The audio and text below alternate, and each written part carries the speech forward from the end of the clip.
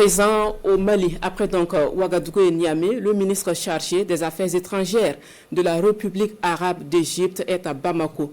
Le diplomate égyptien a eu une séance de travail avec son homologue du Mali sur le renforcement de la collaboration bilatérale entre les deux pays dans plusieurs domaines. Alouseni Touré pour les précisions. Le ministre des Affaires étrangères égyptien a choisi la date du 23 juillet, date anniversaire de l'indépendance de la République arabe d'Égypte, pour sa visite de travail au Mali. Ce qui témoigne, selon le ministre Abdoulaye Diop, de l'excellence des relations entre nos deux pays.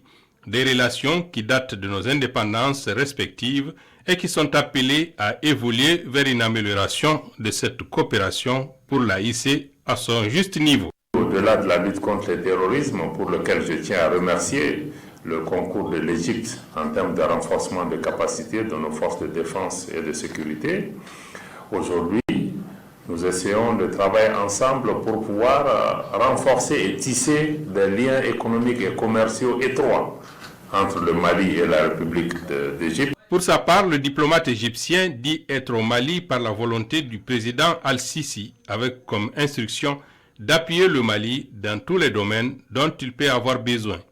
L'Égypte estime qu'au-delà de la lutte armée, d'autres aspects sont à envisager pour lutter efficacement contre le fléau du terrorisme. Au-delà de la bonne relation politique, diplomatique entre les deux pays, nous voulons cette fois-ci mettre l'accent sur la coopération économique qui pourra nourrir plus notre coopération qui ne date pas d'aujourd'hui.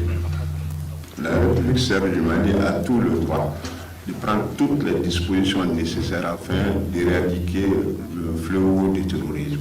Le mémorandum d'entente signé entre les deux pays est l'expression de la volonté commune du Mali et de l'Égypte de renforcer et de diversifier leur coopération. Le mémorandum d'entente vise par ailleurs à faciliter la coopération entre les institutions de recherche spécialisées dans les relations internationales et à s'accorder sur des programmes de formation et de perfectionnement des cadres des deux ministères.